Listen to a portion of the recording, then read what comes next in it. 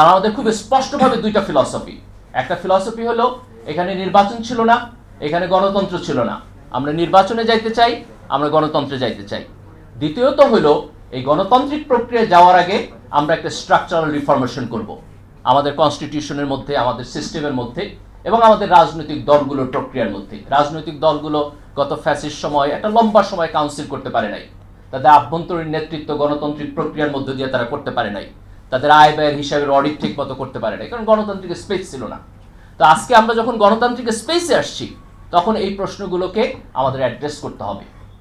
আজকে যদি আমরা এমন একটা রাজনীতিতে যাই যেই রাজনীতিতে আপনি দলের সংস্কারকে গুরুত্ব দিবেন না, যেই রাজনীতিতে আপনি কনস্টিটিউশনের সংস্কারকে গুরুত্ব দিবেন না, যেই প্রক্রিয়ার মধ্যে আপনি বিচার বিভাগের সেপারেশনকে গুরুত্ব দিবেন না, যেই প্রক্রিয়ার মধ্যে আপনি সংসদের উচ্চকক্ষকে গুরুত্ব দিবেন না, কিন্তু আপনি খুব কুইকলি এই প্রসিডিউরটাকে ওভারকাম করে আবার একটা স্বাভাবিক প্রক্রিয়ায় যাইতে চাবেন, তাহলে এই প্রক্রিয়া তো কাজ করবে না। এবং এই কমিটমেন্ট যদি আমাদের না থাকে তাহলে তো জুলাইয়ের প্রতি আমাদের কমিটমেন্ট কমে যাবে, এবং জুলাইয়ের প্রতি যদি আমাদের কমিটমেন্ট কমে যায় তাহলে আবার একটা ফ্যাসিবাদী সরকার এবং শাসন ব্যবস্থা ফিরে আসবে। এই ফ্যাসিবাদী শাসন ব্যবস্থা আবার ফিরে আসবে। এই কারণে তো আমাদের ভাইয়েরা রক্ত দেয় নাই, এই কারণে তো আমাদের বোনেরা রক্ত দেয় নাই, এই কারণে তো তারা রাজপথে গিয়ে দাঁড়ায় নাই।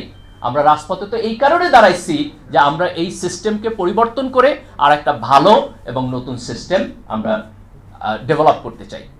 আজকে আমার বোধ হয় যে তরুণ প্রজন্ম যারা এই আন্দোলনে স্পষ্টভাবে নিউক্লিয়াসের ভূমিকা পালন করেছে, বড় ভূমিকা পালন করেছে, এই দেশে এখন অলমোস্ট 30% উপরে হচ্ছে 30 বছরের নিচের বয়সী লোকজন, তাদের একটা রাজনৈতিক আকাঙ্ক্ষা আছে, তারা সিস্টেমের পরিবর্তন চায়। আমি মনে করি প্রত্যেক রাজনৈতিক দল এবং আমাদের জাতির যারা সিনিয়র সিটিজেন, যারা সিভিল সোসাইটি, গণমাধ্যম, অন্যান্য জায়গায় ভূমিকা পালন করতেছেন, তাদের এই অ্যাটেনশন পে করা দরকার যে এই তরুণ প্রজন্ম যারা এই দেশটাকে বিনির্মাণ করতে চায় তারা আসলে কি চায়, তাদের অ্যাসপিরেশন কি, তাদের পলিটিক্যাল অ্যাসপিরেশন কি, তাদের রিফরমেশনের অ্যাসপিরেশন কি, জব মার্কেট নিয়ে তাদের চিন্তাভাবনা কি, অর্থনৈতিক রিফরমেশন কি। আমরা যদি এইটাকে প্রপারলি অ্যাড্রেস করতে না পারি তাহলে আজকে আমাদের সামনে যে সুযোগ তৈরি হয়েছে সেই সুযোগটা নষ্ট হবে। একটা জাতির কিছু কিছু ডিফাইনিং মোমেন্ট থাকে যখন তার সামনে সুযোগ থাকে বড় হয়ে যাওয়ার, তার অতীতকে ঝেড়ে ফেলে দিয়ে বড় হয়ে যাওয়ার। যেমন ধরেন স্বাধীনতা একটা ডিফাইনিং মোমেন্ট। আমরা যখন 47-এ হচ্ছে ব্রিটিশদের হাত থেকে স্বাধীনতা পাইছিলাম, that was A defining moment. আমরা যখন 1971 সালে স্বাধীন হয়েছি, that was A defining moment. আমরা যখন 90-এ গণ অভ্যুত্থান থেকে বের হয়ে আসছি, that was A defining moment. আজকে এই জুলাইয়ের গণ অভ্যুত্থানের মধ্য দিয়ে যখন আমরা একটা জায়গায় এসে দাঁড়াইছি, এটাও আমাদের জন্য একটা ডিফাইনিং মোমেন্ট। এবং এই মোমেন্টের দুইটা জিনিস আছে, একটা হচ্ছে আমাদের রাজনৈতিক জিনিসের সংস্কার, আরেকটা হলো যে আমাদের একটা পপুলেশন ডিভিডেন্ট আছে, একটা বিশাল এবং হিউজ ইয়াং জেনারেশন আছে। আমরা যদি এই তরুণ প্রজন্মকে সঠিকভাবে নেতৃত্ব দিতে পারি, তাদেরকে প্রপার স্কিল সেট দিতে পারি, তাদেরকে প্রপার এডুকেশন দিতে পারি, তাদেরকে প্রপার ইকোনমিক মার্কেট দিতে পারি, তাহলে এই দেশের রাজনীতিটা পরিবর্তন করে দেওয়া যায়।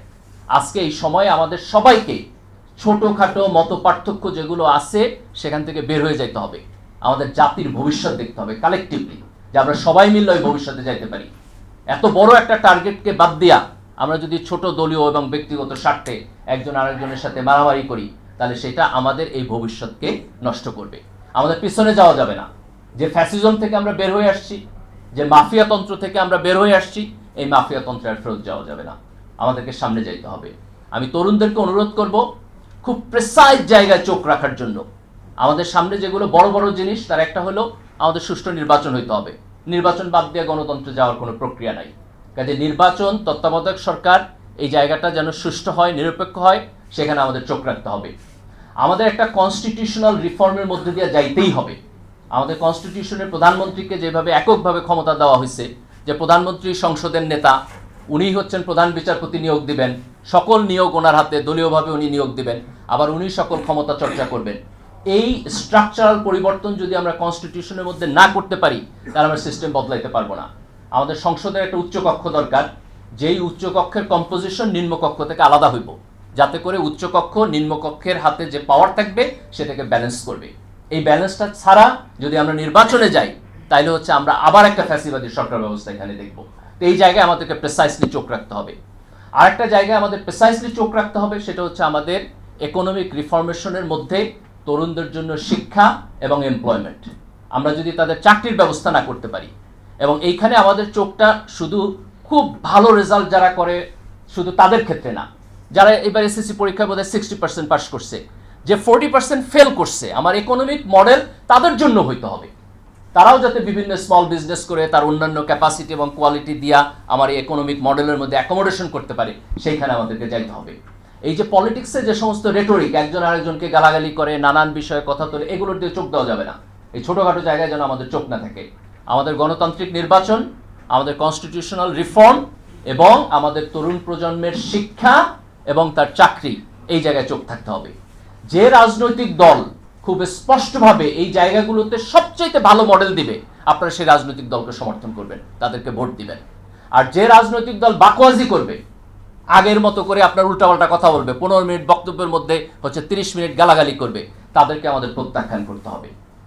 আমাদের খুব প্রিসাইসলি কোয়ালিফাইড লিডারশিপকে, যেই দলের হোক, যে রাজনৈতিক দলের হোক, খুব মনোযোগ দিয়ে তার বক্তব্য শুনবেন, তার কথা শুনবেন, তার ভিশন শুনবেন, তার প্রপোজাল শুনবেন। সেই প্রপোজালের মধ্যে যদি জুলাই না থাকে, জুলাই আমাদের যে আকাঙ্ক্ষা ছিল, সেই আকাঙ্ক্ষা বাস্তবায়নের যদি প্ল্যান তার বক্তব্যের মধ্যে না থাকে, তাহলে ধরে নিতে হবে সে যে রাজনীতি করতেছে এটা বস্তা পচা পুরান রাজনীতি, এই রাজনীতির সাথে তরুণ প্রজন্ম যাবে না। আমরা যদি একটা সুষ্ঠু গণতান্ত্রিক প্রক্রিয়ায় যাই এবং আমাদের আলাপ আলোচনা পলিসি লেভেলে নিতে পারি, যে আমি কি চাই, রাজনীতিবিদরা সেটা আলোচনা করতেছে কিনা, এই জায়গাটাতে যদি আমরা ফোকাস নিতে পারি, তাইলে পরে আমরা আমাদের রাজনীতির একটা গুণগত উত্তরণ করতে পারবো। এবং আজকে আমাদের যে পরিমাণ ইয়াং পিপল আছে, এই যে লেবার ফোর্স আছে, এই লেবার ফোর্সের সাথে যদি আমরা পলিটিক্যাল সিস্টেমের একটা রিফর্মেশন করতে পারি, কিছুটা কোয়ালিটিগত রিফর্মেশন করতে পারি, এবং একটা ভালো গণতান্ত্রিক প্রক্রিয়া যাইতে পারি, 15-20 বছর যদি গণতান্ত্রিক প্রক্রিয়ায় 2-3টা গভর্নমেন্ট যায়, যে একবার এ থাকলো আরেকবার ও থাকলো, কিন্তু নির্বাচন স্মুথ হইলো, তাদের মধ্যে রেসপেক্ট রইলো, একটা ভালো রাজনৈতিক পরিবেশ থাকলো, তাহলে ইন 15 or 20 ইয়ার্স আমরা সত্যিকার অর্থে এই দেশটাকে বদলাই দিতে পারবো, এই দেশটাকে একটা ভালো জায়গায় নিতে পারবো। এটাই আমাদের শহীদদের আকাঙ্ক্ষা ছিল, এটাই আমাদের এই তরুণ প্রজন্মের আকাঙ্ক্ষা ছিল। আমাদের সকল পর্যায়ের লোকেরা, রাজনীতিবিদরাই তো একমাত্র লিডার না, এর বাইরেও আমাদের সকল প্রফেশনাল গ্রুপ আছে, বিজনেসম্যান আছে, সাংবাদিক আছে, শিক্ষকরা আছেন, ডাক্তাররা আছেন, ব্যুরোক্র্যাটরা আছেন, চিকিৎসকরা আছেন, আপনার অন্যান্য পেশাজীবীরা আছেন, তারা সবাই যদি এই স্বপ্নটাকে সামনে রাখে এবং এইভাবে আমাদের রাজনৈতিক প্রক্রিয়াকে এক ধরনের গণজবাবদিহিতার জায়গায় আনে, তাহলে আমি মনে করি যে এই সিস্টেমের পরিবর্তন হবে। আমি ইন্টারিম সরকারকেও খুব স্পষ্টভাবে বলবো যে জুলাইয়ের ঘোষণাপত্র থেকে শুরু করে আমাদের যে আকাঙ্ক্ষা, সেটাকে যেন প্রপারলি অ্যাড্রেস করেন ওনারা। এই সময়ে যদি আমরা ফেল করি, তাহলে কিন্তু এই মোমেন্টটা আমরা আর পাবো না। তো আল্লাহ সুবহানাহু ওয়া তাআলা আমাদেরকে ছোটোখাটো ডিস্ট্রাকশন থেকে যেন চোখ সরায় রাখার তৌফিক দান করেন, এবং আমরা খুব স্পষ্টভাবে বড় জায়গা, যেটার পরিবর্তন হইলে দেশ এবং জাতির সামনের দিকে এগিয়ে যাবে, সেই জায়গায় যেন আমরা প্রেসাইজ থাকতে পারি, সেই জায়গায় যেন আমরা এমফাসাইজ দিতে পারি, সেটাকে সামনে রেখে যেন আমরা অ্যাক্টিভিজম করতে পারি। আল্লাহ সুবহানাহু ওয়া তাআলা আমাদের সেই তৌফিক দান করুক। এই আকাঙ্ক্ষা রেখে